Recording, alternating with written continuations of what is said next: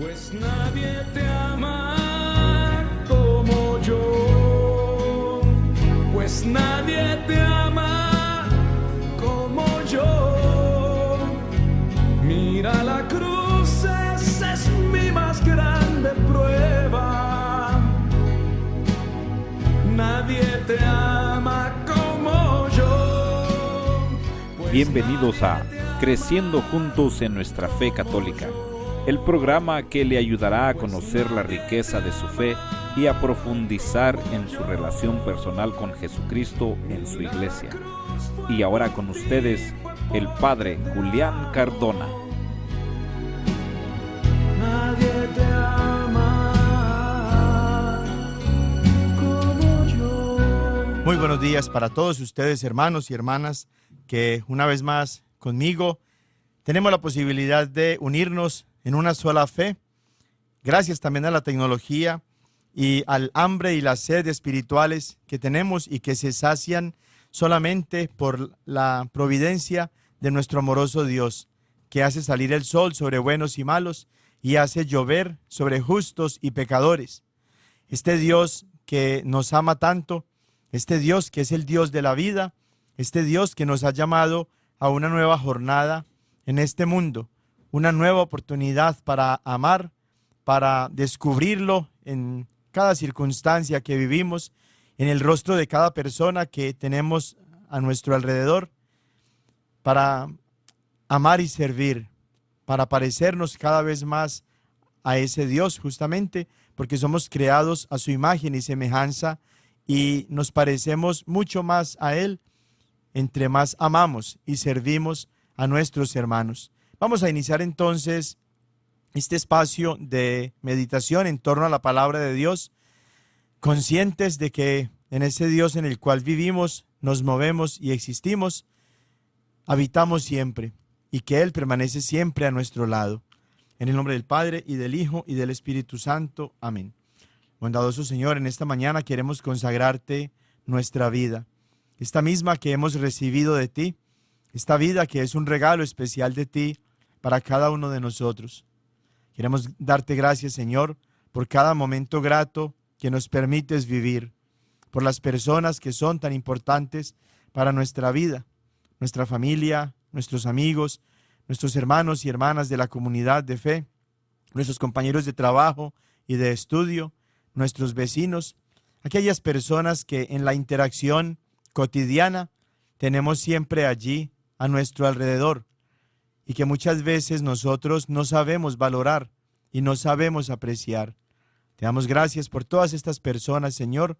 Te damos gracias también por los momentos difíciles que nos permites vivir, porque nos haces humildes y nos permites reconocer, como lo dice tu Hijo Jesús en Juan 15:5, que sin ti no podemos hacer nada. Por eso queremos agradecerte, Señor, porque cada momento de debilidad y de dificultad que nos permites vivir es una oportunidad para ser más humildes, para depender más de ti, para querer estar más en comunión contigo. Te alabamos y te bendecimos, Señor misericordioso, y te pedimos que nos acompañes hoy y siempre. Amén. En el nombre del Padre, y del Hijo, y del Espíritu Santo. Amén. En este domingo 12 del tiempo ordinario, ya hemos dejado atrás el tiempo de la Pascua y esas celebraciones que inmediatamente después de la Pascua y relacionadas con ella fueron teniendo lugar a lo largo de estos domingos anteriores que hemos vivido hasta la semana pasada, comenzando por la gran solemnidad de la ascensión de nuestro Señor al cielo, pasando después por el cumpleaños, el aniversario de nuestra iglesia en la solemnidad de Pentecostés, adentrándonos luego en el misterio de Dios Trinitario, un solo Dios en tres personas, en esa gran solemnidad de la Santísima Trinidad, y terminando la semana pasada con esta solemnidad católica, porque solamente los católicos vivimos al máximo la presencia de Cristo en su cuerpo y en su sangre, en su alma y en su divinidad, en la Eucaristía. Y por eso terminábamos el domingo pasado con esta gran solemnidad, de la cual vamos a tener un eco en la catequesis de este día, y que es la última gran solemnidad de este tiempo litúrgico en el que nos encontramos y que nos permite adentrarnos pues ya a los domingos regulares del tiempo ordinario. Y hoy, como decíamos, es el domingo 12 del tiempo ordinario. Y el evangelio que nos presenta la iglesia hoy es el de Mateo, capítulo 10. En este tiempo especial de misericordia del Señor para nosotros, Mateo capítulo 10, versículos del 26 al 33. En aquel tiempo dijo Jesús a sus apóstoles: no teman a los hombres, no hay nada oculto que no llegue a descubrirse, no hay nada secreto que no llegue a saberse. Lo que les digo de noche, repítanlo en pleno día, y lo que les digo al oído, pregónenlo desde las azoteas. No tengan miedo a los que matan el cuerpo, pero no pueden matar el alma. Teman más bien a quien puede arrojar al lugar de castigo el alma y el cuerpo. ¿No es verdad que se venden 2 pajarillos por una moneda? Sin embargo, ni uno solo de ellos cae por tierra si no lo permite el Padre. En cuanto a ustedes, hasta los cabellos de su cabeza están contados. Por lo tanto, no tengan miedo, porque ustedes valen mucho más que todos los pájaros del mundo. A quien me reconozca delante de los hombres, yo también lo reconoceré ante mi Padre, que está en los cielos. Pero al que me niegue delante de los hombres, yo también lo negaré ante mi Padre, que está en los cielos. Palabra del Señor. Gloria a ti, Señor Jesús. El tema central de este domingo es la fe. Una fe que se expresa en acciones concretas. Una fe que nos lleva a compromisos concretos y serios. Una fe que transforma nuestra vida. Aquí Jesús está hablando en primer lugar de una fe que nos permite ser transparentes ante los hombres, para no llevar una doble vida, para actuar según el querer y la voluntad de Dios, para no tener cosas ocultas, sino para expresar lo que somos en todo momento ante los demás. Una fe también que nos lleva a confiar en Dios plenamente, a reconocer y a descubrir que Dios nos lleva permanentemente de la mano si nosotros así lo queremos, si dejamos que Él sea parte de nuestra vida, más aún si dejamos que Dios guíe nuestra vida, si le damos lugar a Dios en nuestras decisiones, en nuestro diario vivir, si no es la avaricia, el egoísmo, el orgullo, la soberbia, la lujuria, la pereza, los resentimientos, los celos, las divisiones, el sectarismo, los deseos desordenados en general, lo que nos guíe, sino si permitimos que Dios sea el que guíe nuestra vida, podemos confiar plenamente en su presencia, en su ayuda permanente sobre nosotros y por tanto no vamos a tener miedo. Una vez más el Señor nos invita a no tener miedo y el antídoto para el miedo es la fe manifestada en la confianza que tenemos en Dios. Cuando confiamos en Dios, no tenemos miedo a ninguna situación negativa que acontezca en nuestra vida. Como lo dice el Salmo 23 de una manera muy hermosa, aunque camine por cañadas oscuras, nada temo, porque tú vas conmigo. Aquí el Señor no nos está prometiendo que no vamos a pasar por cañadas oscuras, que no vamos a tener dificultades, persecuciones, confrontaciones, que no vamos a tener momentos de debilidad.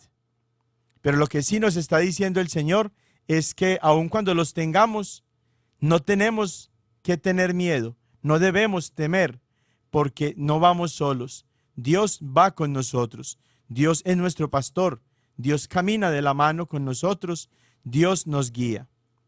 Y esta fe de la que hablamos en este evangelio, en este domingo 12 del tiempo ordinario, es una fe que nos lleva también a reconocer por la misma fe la presencia de Cristo. Y es una cosa seria cuando se trata del reconocimiento de la presencia de Dios en medio de nosotros. A quien me reconozca delante de los hombres, yo también lo reconoceré ante mi Padre que está en los cielos. Pero al que me niegue delante de los hombres, yo también lo negaré ante mi Padre que está en los cielos. Lo decía el mismo Jesús en Lucas capítulo 16, versículo 13. Quien a ustedes acepte, a mí me acepta. Quien a ustedes rechace, a mí me rechaza. Cristo y la iglesia son una sola cosa. No podemos aceptar a Cristo y rechazar su iglesia. Estamos llamados a reconocer a Cristo de la manera como Cristo mismo decidió quedarse en nosotros, con nosotros, para nosotros. Y habíamos hablado en anteriores catequesis acerca justamente de lo que es la presencia de Cristo, los diversos modos de estar presente Cristo en medio de nosotros, de tal manera que nosotros lo podamos reconocer y que así entonces nos ganemos el que también Él nos reconozca a nosotros delante de su Padre en el reino de los cielos. Y decíamos que con los hermanitos no católicos, con los hermanitos protestantes, compartimos el tener a Cristo de una manera espiritual. La presencia de Cristo con nosotros, en primer lugar, es similar a la presencia de Cristo con nuestros hermanitos protestantes, una presencia espiritual. Pero hasta allí llega el modo de estar Cristo presente con nuestros hermanitos protestantes. Porque la siguiente forma de estar presente Cristo en medio de nosotros, para que lo podamos reconocer, es en la Eucaristía. Este es mi cuerpo que se entrega por ustedes. Esta es mi sangre, sangre de la alianza nueva y eterna, que será derramada por ustedes. Reconocer esta presencia de Cristo es importante, es fundamental, es crucial para el verdadero discipulado, para el verdadero cristianismo, para la verdadera opción cristiana tal y como Cristo la exige de nosotros. Por eso, en este relato de la Eucaristía, en Juan capítulo 6, Jesús le exige a aquellos que lo están siguiendo que hagan la obra que Dios pide de ellos. Y esa obra justamente es la de creer. Creer no solamente en Cristo, porque hasta los demonios creen en Cristo, tal y como lo encontramos en Santiago 2:19. La obra de Dios significa también creerle a Cristo. Las palabras que salieron de su boca, los deseos que tenía en su corazón, la manera como él mismo pensó la fe cristiana para que tú y yo la viviéramos. Porque no se vale decirnos cristianos y creernos cristianos, pero vivir mi fe a mi manera. Yo vivo mi fe a mi manera, dicen muchos, y por eso no van a la misa, no se confiesan, no practican la caridad, no hacen oración, no leen la Biblia, viven en unión libre, o practican la homosexualidad, o están simplemente en uniones pecaminosas de relaciones sexuales con uno y con otro, etc. Yo soy cristiano, pero vivo mi fe a mi manera. No, no se vale, porque exige una respuesta, un compromiso. Exige reconocer a Cristo presente, de la manera como Él decidió quedarse en nosotros, con nosotros y para nosotros. Y por eso, en la Iglesia Católica reconocemos a Cristo presente, tal y como Cristo mismo decidió quedarse en la Eucaristía. Y nosotros cumplimos lo que el mismo Jesús nos dice hoy en este pasaje del Evangelio de San Mateo. Nosotros reconocemos a Cristo presente en la Eucaristía delante de los hombres, para que también nosotros podamos ser reconocidos como verdaderos cristianos, verdaderos discípulos, verdaderos creyentes, verdaderos seguidores de Jesús en el reino de los cielos, para que no nos vaya a pasar lo que Jesús advierte que puede pasar a aquellos que no lo reconocen, que también Él los niegue como sus cristianos, como sus creyentes, como sus discípulos, como sus seguidores en el reino de los cielos. Y de allí viene entonces también la tercera forma de presencia de la que ya hablábamos anteriormente en otras catequesis, y es la presencia eclesial de Cristo. Cristo y su iglesia, que son una sola cosa. Cristo, que es la cabeza, la iglesia, que es el cuerpo. Cristo, que es el esposo, la iglesia, que es la esposa. Cristo y la iglesia son una sola cosa. Y por eso la tercera forma de presencia de Cristo en medio de nosotros, con nosotros y para nosotros, es la presencia eclesial que solamente la Iglesia Católica, desde sus orígenes, desde sus comienzos, desde que Cristo mismo la engendró, ha sido una con Él y ha estado Cristo presente para su Iglesia desde siempre y lo va a estar para siempre. Los hermanitos protestantes niegan esa presencia de Cristo en la Iglesia, no la reconocen. Por eso cada uno quiere estar en la iglesia que le gusta, en la que se predica las cosas que quiere escuchar. Cada pastor puede crearse su propia doctrina, inventarse su propia doctrina. Cada persona de estas que son sectarios puede fundar su propia iglesita y constituir su propio changarrito para enriquecerse económicamente, pero eso no es lo que quiere Cristo, porque Cristo está presente exclusivamente con esa presencia eclesial en su iglesia. Esta iglesia que desde hace 2000 años sigue predicando la misma enseñanza, el mismo mensaje de Cristo, porque es una con Cristo. Esta misma iglesia que sigue reconociendo a Cristo presente en el sacramento del altar, en el milagro del altar. Y por eso decíamos que vamos a tener un eco de la gran solemnidad que celebrábamos nosotros la semana pasada, la solemnidad del Corpus Christi. Vamos en esta catequesis a tener un eco de esa solemnidad para seguir meditando en lo que es nuestra fe cristiana, católica, verdadera. Creer que Cristo se quedó con nosotros por siempre y para siempre, en su cuerpo y en su sangre, en su alma y en su divinidad, en el sacramento de la Eucaristía. La solemnidad del cuerpo y de la sangre de Cristo, o solemnidad del Corpus Christi, que celebrábamos la semana pasada, es una de las celebraciones más importantes para nosotros los católicos, pues junto con nuestra fe en la Santísima Trinidad, la doctrina de la presencia real y santa del Señor en la Eucaristía es uno de los principios fundamentales de nuestra fe cristiana. Pero a diferencia de la creencia general y fundamental también para la gran mayoría de personas que creen en la existencia de un solo Dios, y a diferencia también de la naturaleza trinitaria de nuestro Dios, que es reconocido y adorado como un solo Dios en las tres divinas personas del Padre, del Hijo y del Espíritu Santo, la presencia real del Señor Jesucristo en la Eucaristía no ha sido aceptada sino solamente por la Santa Iglesia Católica desde sus orígenes, cuando Cristo mismo dejó establecida su presencia eucarística en el pan y en el vino, que consagró en la última cena, cuando dejó también instituido el sacramento del orden sacerdotal para perpetuar en la historia y hasta el final de los tiempos este milagro del amor que ocurre sobre el altar, que es la transformación del pan y el vino en su propio cuerpo y en su propia sangre. Y aunque desde el principio muchos discípulos de Jesús rechazaron este elemento fundamental de su ministerio divino entre nosotros, como lo encontramos en este pasaje que ya citábamos hace un momentito de Juan capítulo 6. Ustedes pueden mirar en los versículos 41 y 42, 52, 60 y 66, como muchos de sus discípulos que lo escuchaban, que veían sus milagros, que miraban sus grandes acciones, sus grandes prodigios, que creían en él de alguna manera, por eso eran sus discípulos, pero que negaron ese hecho fundamental que Jesús les estaba enseñando en ese discurso tan importante en el que Cristo mismo estaba revelando su identidad divina y su identidad también eucarística en el sacramento del altar.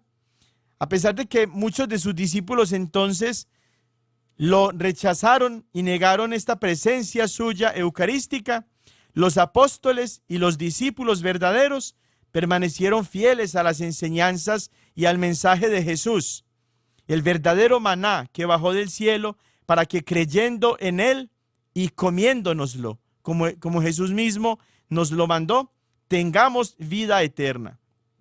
Por esta fe, los padres de la iglesia, que son todos estos autores cristianos católicos de los primeros siglos de la iglesia, muchos de los cuales fueron discípulos directos de los apóstoles, por ejemplo, y que se tuvieron que dedicar a defender la fe cristiana católica, la fe verdadera, de muchas herejías que iban surgiendo en las mentes retorcidas de personas que se dejaban guiar no por el Espíritu Santo, sino por Satanás, y que obligaron entonces a muchos de estos autores que se conocen ahora como padres de la iglesia a defender la fe, tal y como en estos tiempos también nosotros, los apologetas, tenemos que defender la fe de todas estas herejías recicladas y nuevas herejías que surgen en las sectas protestantes. Por esa misma fe, los padres de la iglesia y todos los primeros cristianos, así también como la iglesia universal a lo largo de estos 2000 años, no hemos dejado nunca de creer en la presencia verdadera, real y viva del Señor Jesucristo en la Eucaristía. ¿Qué significa esto, hermanos y hermanas? Significa que el pan y el vino que ofrecemos en la celebración de la Santa Misa y que el sacerdote bendice y ofrece a Dios en la consagración, lo que se conoce dentro de la misa como la consagración, se convierten este pan y este vino realmente en el cuerpo y en la sangre del Señor Jesús mismo, la sustancia y la esencia del mismo Señor, aunque todavía tengan la apariencia de pan y de vino. Sobre esto, San Agustín de Hipona, un obispo y un santo muy importante para nuestra Iglesia Cristiana Católica, que existió muchos siglos antes de don Martín Lutero y de su banda de secuaces y de engañadores pastores. Desde el siglo IV, San Agustín nos enseñaba lo siguiente: no creas, pues, solamente lo que ven tus ojos corporales, más segura es la visión de lo invisible, porque lo que se ve es temporal, lo que no se ve es eterno. La visión interior de la mente es superior a la mera visión de los ojos. Esto lo decía en un libro titulado Tratado sobre los Misterios. Por eso nosotros dejamos que no sean nuestros sentidos, de manera especial nuestros ojos, nuestro sentido del gusto y nuestro sentido del tacto, lo que nos guíen para entrar a comprender lo que es la Eucaristía, sino que dejamos que sea la fe que Cristo mismo nos dejó, sustanciada y sostenida en la Eucaristía, lo que nos guíe en torno a la presencia de Cristo en el milagro del altar. Este proceso de la transformación del pan y el vino en el cuerpo y en la sangre de Cristo se llama o se conoce en la teología como transubstanciación, donde trans significa cambio y substancia significa la sustancia o la esencia de algo. La palabra substanciación no la van a encontrar en la Biblia, así como tampoco encuentran la palabra Trinidad. Lo decíamos hace 2 semanas atrás.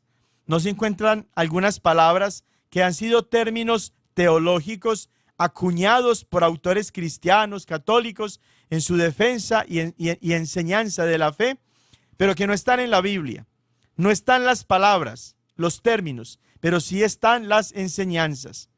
Y muchos hermanitos protestantes ya se cierran a creer en estas verdades de la fe porque dicen: ¿dónde aparece en la Biblia la palabra Trinidad? ¿Dónde aparece en la Biblia la palabra purgatorio? ¿Dónde aparece en la Biblia la palabra transubstanciación? No la encuentran, no está, no la busquen, no está el término, no está la palabra, pero sí están las enseñanzas. Algo similar sucede con la palabra Biblia. La palabra Biblia no está en la Biblia, más que en la pasta, ¿no? Donde dice Santa Biblia. Pero dentro, en el contenido de la Biblia, en ningún libro aparece la expresión Santa Biblia o Sagrada Biblia. Tampoco aparece la palabra encarnación. Y todos los cristianos que aceptamos que Cristo es Dios verdadero, que se encarnó en el seno de María, aprobamos y reconocemos la encarnación del Hijo de Dios. Juan 1:14. La palabra se hizo carne, es decir, la palabra se encarnó y habitó entre nosotros. Pero la palabra encarnación no la encuentran. Pero los cristianos católicos y los que pertenecen a los changarritos protestantes y que reconocen al menos que Cristo es Dios y que se encarnó en el seno de María, porque aunque no la llaman virgen, creen en la encarnación. Y la palabra encarnación no está en la Biblia, ¿sí? Evangélico no está en la Biblia. Pentecostal no está en la Biblia. Está Pentecostés, pero no pentecostal. Adventista, mormón, menos testigo de Jehová. Esas son palabras que no están en la Biblia. Pero eso sí, así se identifican estos hermanitos y se creen más cristianos que Cristo mismo, ¿cierto? Pero están muy equivocados. Entonces, aun cuando la palabra transubstanciación no está en la Biblia, la enseñanza en los labios de Cristo mismo, que sí está en la Biblia, de que ese pan y ese vino se transformaron en su cuerpo y en su sangre, porque es el milagro que solamente Dios puede hacer, eso sí está en la Biblia. El Catecismo de la Iglesia Católica, en su numeral 1376, nos dice que transubstanciación significa el cambio de toda la sustancia del pan en la sustancia del cuerpo de Cristo y de toda la sustancia del vino en la sustancia de su sangre. Este cambio se produce dentro de la misa, en la plegaria eucarística, a través de la eficacia de la palabra de Cristo, porque Cristo mismo lo dijo, Cristo lo prometió. Hagan esto en memoria mía. Lucas 22:19. Y también ocurre esto por la acción del Espíritu Santo. Desde el Catecismo podemos ver cómo la Iglesia nos enseña claramente lo que la Eucaristía significa para todos nosotros. El hecho mismo de que se transforme el pan en el cuerpo de Cristo y el vino en la sangre de Cristo nos permite a nosotros tener entonces, como decíamos, la presencia de Cristo de una manera única y singular en la Iglesia, y solamente en la Iglesia, en el sacramento de la Eucaristía. Cristo está presente en su cuerpo y en su sangre, en su alma y en su divinidad, en el sacramento de la Eucaristía. De la misma forma que estaba Cristo presente en la cruz, allá en el Calvario, cuando se ofreció para nosotros, por nuestros pecados, para el perdón de nuestros pecados, se ofreció Cristo como un sacrificio puro, inmaculado y santo, allá en el Calvario, sobre la cruz. Asimismo está presente en la Eucaristía, en ese pan que ya no es pan y en ese vino que ya no es vino, sino que son su preciosísimo cuerpo y su preciosísima sangre. En este pan y vino, transformados en el santísimo cuerpo y sangre del Señor, cuando participamos en la Eucaristía, estamos pues compartiendo también el mismo sacrificio del Señor en ese día, en ese Viernes Santo, en la cruz. Es por eso que la misa se conoce más apropiadamente como el santo sacrificio de la misa, porque está unido al sacrificio de Cristo en la cruz. Más aún, es la perpetuación en el tiempo de ese sacrificio de Cristo en la cruz. La Santa Misa es el mismo sacrificio de Cristo en la cruz. Por eso se conoce como santo sacrificio de la misa, ya que el sacerdote que celebra la Santa Misa actúa in persona Christi, esto es latín, y significa en la persona de Cristo, por la autoridad que él mismo le ha dado a sus apóstoles. Lucas 22:19, ya decíamos, hagan esto en memoria mía. Y San Pablo, en 1 Corintios 11, del versículo 23 en adelante, sí que lo tenía muy claro, cuando al recitar él mismo, como apóstol, como sacerdote, como hombre consagrado a través de la imposición de las manos en el orden sacerdotal, cuando la Iglesia, los apóstoles verdaderos, lo consagraron sacerdote y apóstol, recita él mismo entonces las palabras de Cristo en la última cena y repite lo que Cristo mismo decía, la orden, de donde viene el sacramento del orden sacerdotal. Somos ordenados sacerdotes, recibimos el poder de Cristo mismo, que es sumo y eterno sacerdote, aquellos hombres que hemos sido llamados a través del sacramento del orden sacerdotal a participar del sacerdocio eterno de Cristo. Y San Pablo asimismo lo enseña en este pasaje que decimos, 1 Corintios 11, del 23 en adelante, cuando recuerda también que Cristo dijo, hagan esto en memoria mía. Y todas las veces que ustedes lo hagan, háganlo en memoria mía.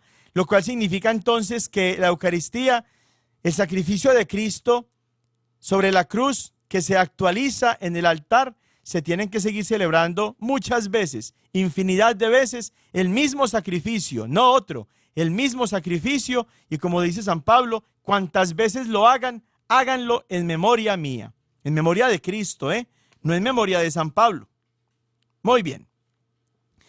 Así también, cuando el sacerdote que celebra la Santa Misa dice las mismas palabras que el Señor Jesús había dicho en la última cena, allá la pueden encontrar ustedes en Lucas 22, 19 y 20. Este es mi cuerpo que será entregado por ustedes, y este es el cáliz de mi sangre, sangre de la alianza nueva y eterna, que será derramada por ustedes y por todos los hombres para el perdón de los pecados. Cuando el sacerdote celebrante de la Santa Misa repite estas mismas palabras y eleva las sagradas especies eucarísticas, está ofreciendo la misma ofrenda que Cristo ofreció en la cruz, entregándose en su cuerpo, en su sangre, en su alma y en su divinidad para nuestra salvación. La misa es el mismo sacrificio que el Señor ofreció entonces en la cruz, lo cual significa que la Santa Misa es también el mismo acto salvífico por el que el amor supremo de Dios sigue salvando a la humanidad. La Eucaristía es un acto salvador. La Eucaristía es una acción salvadora de Cristo mismo para la humanidad. Y así muchos cristianos modernos dicen: yo vivo mi fe a mi manera, yo no tengo que ir a la iglesia para creer en Dios y para adorar en Dios, para adorar a Dios. Menso, te estás perdiendo la participación en este acto salvador de Cristo, que sigue salvando al mundo, te sigue salvando a ti. Menso, flojo, necio, cabeciduro, terco, orgulloso, que no quieres aceptar la fe de Cristo, sino que la quieres vivir satánicamente a tu manera. Te estás perdiendo de la oportunidad de participar del acto salvador de Cristo por la humanidad, que es el sacrificio suyo en la Santa Misa. Por lo tanto, en la Sagrada Comunión no recibimos solo pan y vino, ni recibimos tampoco un símbolo del cuerpo y de la sangre del Señor, ni recibimos tampoco una representación del cuerpo y de la sangre del Señor, como algunos lamentablemente lo creyeron y se convencieron a ellos mismos, y que por tanto dejaron de ser cristianos y se convirtieron en apóstatas, en anticristos, en protestantes. El mejor adjetivo que ellos mismos se adjudicaron en la historia es el de ser protestantes, no ya cristianos, protestantes, en el momento en el que rechazaron la presencia de Cristo en la Eucaristía. Como lo decía Jesús en el Evangelio que meditamos hoy, en este domingo 12 del tiempo ordinario, no reconocieron a Cristo delante de los hombres, no lo reconocieron en su presencia eucarística, y todavía creen que el Señor los va a reconocer a ellos como verdaderos cristianos en el reino de los cielos.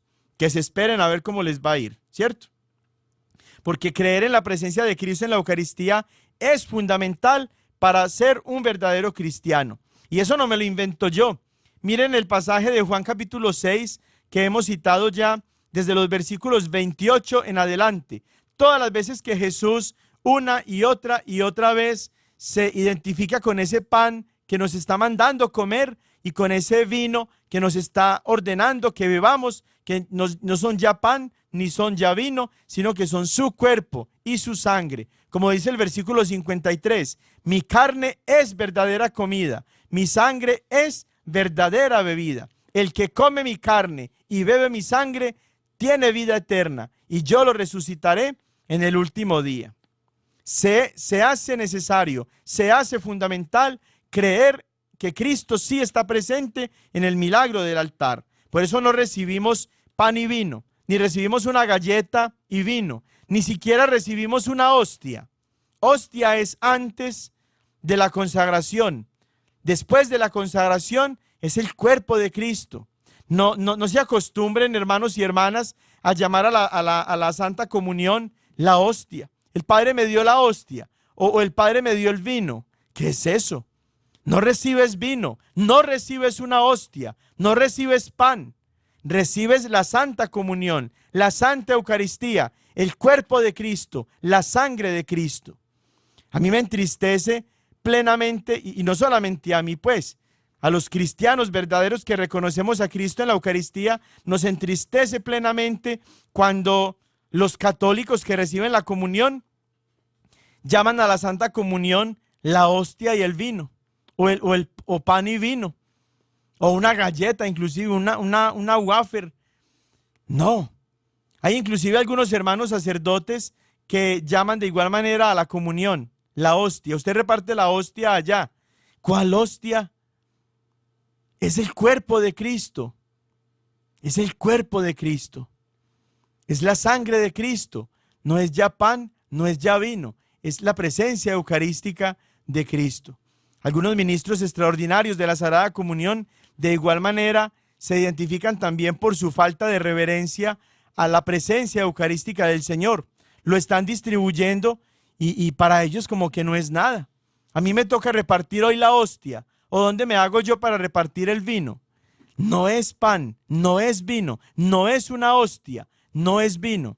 Es el cuerpo y la sangre de Cristo. Ay, hermanos, esto es muy difícil. Pero si ustedes miran en Juan capítulo 6, versículo 60, en primer lugar, allí los discípulos, que después dejaron a Cristo porque no quisieron aceptar esta enseñanza, están diciendo, es muy duro este lenguaje, ¿quién lo puede aceptar? Y así desde 1520 en adelante, los, entre comillas, cristianos que no están en la Iglesia Católica siguen diciendo lo mismo. Es muy duro ese lenguaje, que Cristo está en la Eucaristía, que Cristo está en ese pan y en ese vino, que ya no son pan y no son vino, sino que son el cuerpo y la sangre de Cristo, que Cristo está ahí. No, es muy duro este lenguaje, muy difícil de creer. Y por eso pasa lo que en Juan 6, 66 sucedió, que muchos dejaron a Cristo, muchos que se decían discípulos, cristianos, creyentes, abandonaron a Cristo, le dieron la espalda a Cristo, ya no lo reconocieron ante los hombres que estaba presente en la Eucaristía y se alejaron. Juan 6, 66. Por eso, los cristianos verdaderos aceptamos que Cristo está presente en la Eucaristía. Los falsos cristianos son los cristianos del 666. Los cristianos que ya no son cristianos en realidad, son anticristos, son apóstatas, son demonios, porque no reconocen a Cristo en la Eucaristía. Podemos ver en el pan y el vino de la Eucaristía los accidentes del pan y del vino, o la apariencia del pan y del vino, como el sabor también del pan y del vino, el olor también del pan y del vino. Pero en realidad la esencia de todo esto se ha transformado, de ahí viene la palabra substanciación, se ha transformado completamente en algo más allá de nuestra capacidad humana de comprender. Y por eso es que cuando terminamos esa parte de la consagración, cerramos con esta aclamación: este es el misterio de nuestra fe. Es decir, es una realidad tan profunda, tan divina, que humanamente no la podemos comprender y nos tenemos que abrir a ella a través de la fe, no a través de la comprensión humana, no a través de los sentidos, a través de la fe. Porque acuérdense, Jesús en Juan 6 había mandado a sus discípulos a hacer la obra que el Padre les exigía como creyentes en Cristo, que era creer, es decir, ejercitar la fe. Por eso decimos nosotros, este es el misterio de nuestra fe. O en español, este es el sacramento de nuestra fe, porque mysterium es en latín y en griego y significa eso, sacramento, acción visible de Dios que nosotros no podemos entender por la razón, sino solamente por la fe. Vamos a tomar un espaciecito corto para meditar en una canción bellísima que nos permite meditar también a la vez en esta presencia eucarística de Cristo en el milagro del altar.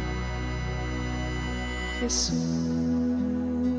aquí presente en forma real, te pido un poco más de fe y de humildad. Quisiera poder ser digna de compartir contigo el milagro más grande de amor. Milagro de amor tan infinito, en que tú, mi Dios, te has hecho tan pequeño y tan humilde para entrar en mí. Milagro de amor tan infinito, en que tú, mi Dios, te olvidas de tu gloria y de tu majestad por mí.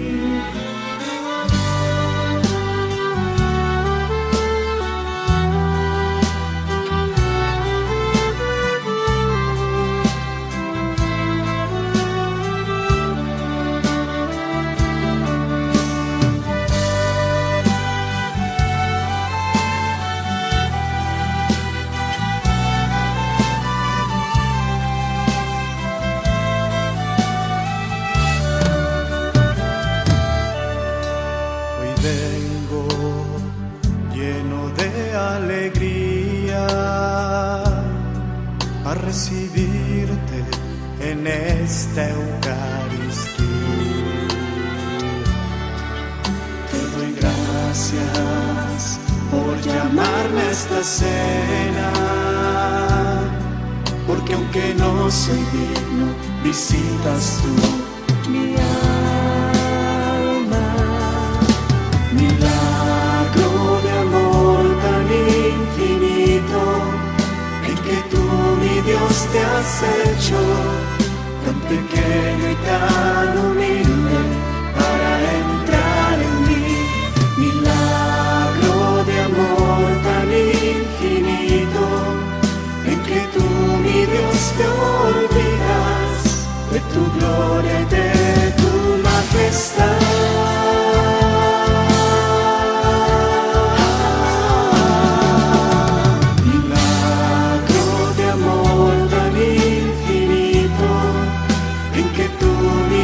Te has hecho tan pequeño y tan humilde para entrar en mí. Milagro de amor tan infinito, en que tú, mi Dios, te olvidas de tu gloria y de tu majestad por mí. Así entonces, esta canción tan hermosa, pero más sobre todo las palabras mismas de Cristo en la Santa Biblia, nos permiten seguir afirmando su presencia en el milagro del altar. Los 4 evangelistas, así también como San Pablo, se tomaron el tiempo, la molestia, el trabajo de asegurarse de que nos lo dejaran muy claro para nosotros. Y basta la fe, basta el abrirnos a la fe, no a la razón, no a la comprensión humana que es limitada, para poder nosotros entonces entender por la misma fe este misterio de nuestra fe, el misterio de la presencia sacramental de Cristo en la Eucaristía. Miren, en este relato de Jesús, el pan de vida o el pan vivo bajado del cielo, que está desde San Juan, todo el Evangelio de San Juan en el capítulo 6, pero de manera específica entre los versículos 28 al 59. El Señor se refirió a sí mismo como el pan de vida, como el pan verdadero que baja del cielo, muy superior al maná que recibieron en el desierto, los israelitas, y que, como Jesús mismo dice, lo recibieron, pero murieron. Y es superior porque Jesús dice más de una vez, en más de una ocasión, de hecho, en 11 ocasiones, Jesús repite la misma promesa. El que come de este pan, el que come su carne, el que lo consume a él en este sacramento, tiene vida eterna. Va a vivir eternamente, ya no va a morir, ya no va a tener hambre y ya no va a tener sed. Es la misma promesa de Cristo 11 veces en 30 versículos. Para que miren ustedes cómo Jesús insiste e insiste e insiste para que tú y yo creamos, le creamos y nos abramos por la fe a esta verdad fundamental para los verdaderos cristianos.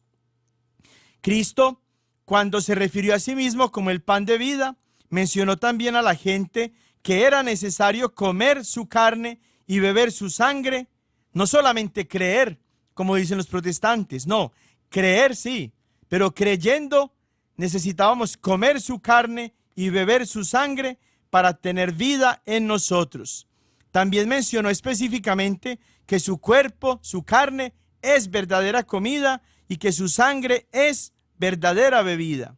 No dijo que les estaba dando un símbolo para tener o para que lo celebraran, para que lo recordaran. No, se estaba ofreciendo a él mismo, tal cual es él en su persona misma. Toda su persona, su cuerpo, su sangre, su alma y su divinidad estaban presentes en ese sacramento que le estaba dando a sus discípulos y a sus apóstoles. Y a aquellos de sus discípulos que permanecieron fieles, a sus 12 apóstoles, aunque después se torció uno y no confió en la misericordia del Señor, don Judas Iscariote, a esos que permanecieron fieles, el Señor les dio el poder y la autoridad en la última cena, cuando instituyó, junto con el sacramento de la Eucaristía, el sacramento también del orden sacerdotal, como ya recordábamos en Lucas 22:19. Hagan esto en memoria mía. Que no es simplemente la memoria como un recuerdito, como cuando nos acordamos de algo que sucedió en el pasado. No, es una anamnesis. Memorial, memoria, recuerdo, como lamentablemente se tiene que traducir al español porque no existe la palabra correcta que contenga todo el significado de anamnesis en griego. Significa un no dejar nunca de celebrar, un conmemorar, un estar permanentemente celebrando lo que Cristo nos dejó. A eso se refería Jesús cuando decía, hagan esto en memoria mía. Es decir, hagan de esto una anamnesis, hagan de esto una conmemoración, una celebración permanente que no cesa. Como decía Malaquías 1:11, desde que sale el sol hasta el ocaso, es decir, desde que amanece hasta que anochece, permanentemente, incesantemente, se ofrece en el mundo entero este mismo sacrificio puro, inmaculado y santo, que es el sacrificio en la Santa Eucaristía del cuerpo y de la sangre del Señor. Al compartir y al participar del cuerpo y de la sangre del Señor, tenemos por tanto la Sagrada Comunión con Cristo. Ya lo decía también Jesús, el que come mi carne y bebe mi sangre, permanece en mí y yo en él. A eso se le llama la comunión. Vivimos en plena comunión. Y ya lo decía San Pablo en Gálatas 2:20, ya no soy yo el que vive, es Cristo el que vive en mí. ¿Cómo es eso posible? Por la Sagrada Comunión, por la recepción del cuerpo y de la sangre de Cristo en la Eucaristía. Pero no solamente estamos así en comunión con Dios, con Cristo, estamos también en comunión con nosotros mismos en la iglesia, como iglesia. Porque miren qué cosa tan interesante. Cristo nos está dando su cuerpo, a nosotros que somos su cuerpo. El cuerpo de Cristo es la Eucaristía y lo recibimos nosotros como cuerpo de Cristo, que es la iglesia. Entonces estamos en comunión con Cristo, pero estamos en comunión también con la iglesia, porque somos también nosotros el cuerpo de Cristo. Al consumir nosotros, al comulgar nosotros el pan de vida, entramos en comunión con Cristo, nuestro Salvador, y nos convertimos en el cuerpo místico de Cristo, en esta que es la iglesia, una, santa, católica, apostólica y romana, duélale al que le duela.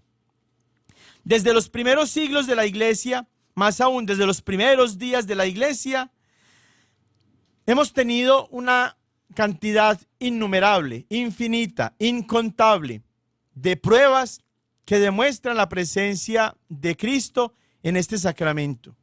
En la Santa Biblia tenemos una prueba muy hermosa, clarísima, que es la reiteración de que solamente por la fe nosotros podemos aceptar este misterio maravilloso de Cristo que se nos ha quedado en el sacramento de la Eucaristía, y es el relato que San Lucas nos comparte allá en el capítulo 24 de su Evangelio, cuando nos narra que 2 discípulos que estaban en Jerusalén y que habían subido a Jerusalén justamente para participar en la Pascua y habían visto morir a Cristo en la cruz, bajaban muy tristes ya de Jerusalén a Emaús y tuvieron entonces este encuentro con Cristo mismo, y que Cristo celebró la Eucaristía con ellos y para ellos, tal y como la celebramos ahora nosotros 2000 años después. Y esos dos discípulos de Emaús, Cleofás y el otro discípulo del que no se dice el nombre, junto con los apóstoles, los padres de la iglesia, los cristianos, toda la iglesia universal a lo largo de 2000 años hasta nuestros días, nosotros también, y quienes van a venir como iglesia cristiana católica, iglesia cristiana verdadera en la historia hasta el final de los tiempos, tenemos en común creer, es decir, abrirnos en la fe que lo que se comparte allí en el altar no es pan, no es vino, es el cuerpo y la sangre de Cristo.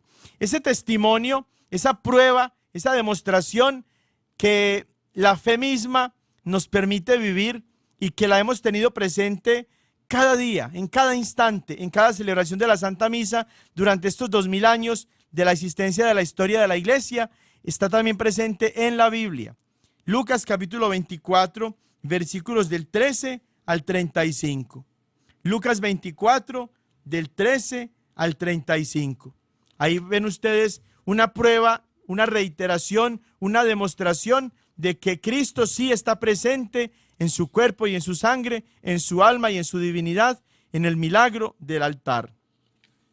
Y así también a lo largo de la historia de la iglesia ha habido una incontable cantidad de milagros eucarísticos, de manifestaciones divinas, inexplicables para la razón humana, que son inclusive imposibles de explicar para la ciencia, con todos sus métodos y con toda su tecnología y con todo su aparato de experimentación y de comprobación. Ha sido imposible para la ciencia demostrar cómo un pedazo de pan en la hostia consagrada se transforma en un pedazo del corazón de un ser humano, en un músculo del corazón, en un pedazo del miocardio, que es un músculo del corazón y que aún después de haber sido retirado, sigue todavía latiendo. Es imposible que un corazón humano, cuando se retira de una persona que fallece, siga latiendo y que sus células sigan todavía vivas. Y eso ha sucedido muchas veces en milagros eucarísticos. El sacerdote está celebrando la Santa Misa o están los fieles en adoración a Jesús Eucaristía cuando está expuesto y comienza la hostia consagrada, comienza el cuerpo sacramental de Cristo a sangrar y se transforma en un pedazo real, físico, de carne humana, de corazón humano. Y siempre en los milagros eucarísticos, ustedes lo pueden buscar en internet, siempre en los milagros eucarísticos, cuando los científicos, los médicos revisan ese pedazo de músculo que resultó del milagro de la transformación de esa hostia consagrada en ese músculo humano, resulta ser siempre una parte del músculo del miocardio, del corazón, y sigue bombeando sangre, sigue sangrando, siguen sus células vivas. Imposible para la ciencia, imposible para la razón. Pero es que los católicos creemos lo que decía ya San Gabriel cuando se le apareció a la Virgen María y le habló de la primera encarnación. Nada es imposible para Dios. Por eso en la segunda encarnación o en la perpetuidad de esa encarnación de Cristo, en el milagro del altar, los cristianos verdaderos, los católicos, seguimos creyendo que nada es imposible para Dios. Muchos santos a lo largo de la historia de la iglesia se han dedicado con todo su corazón a amar la Eucaristía. Todo cristiano católico, todo cristiano verdadero tiene también que dedicarse con todo su corazón a adorar y a amar y a defender la presencia de Cristo en la Eucaristía. Pero muchos autores no solamente han amado la Eucaristía, han adorado a Cristo Eucaristía, lo han defendido, han hecho de la Eucaristía su vida, sino que también han publicado muchas obras, muchos libros que han servido para la edificación en la fe. A todos aquellos que leemos estos libros y que complementamos la Santa Biblia con estas reflexiones. No son un momento más o un elemento más de la revelación de Dios, porque ya la revelación de Dios está completa en Cristo nuestro Señor, pero son maneras que nos permiten seguir meditando en la presencia viva, real, sacramental, física de Cristo en la Eucaristía.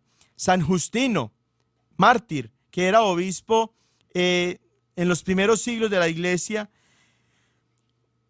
así también como muchos otros padres de la Iglesia, se dedicaron también con sus obras a defender, a enseñar, a proclamar, a profesar su fe en la Eucaristía. También como San Justino, San Ambrosio de Milán, uno de los 4 doctores originales de la Iglesia y uno de los padres de la Iglesia más importantes en materia de fe, nos enseñaba también la importancia de abrirnos en la fe, no en la comprensión humana, limitada siempre, para entender que Cristo sí está presente en la Eucaristía. Miren cómo decía San Ambrosio al respecto. Decía, porque ese sacramento que recibes está hecho por la palabra misma de Cristo que se ha encarnado.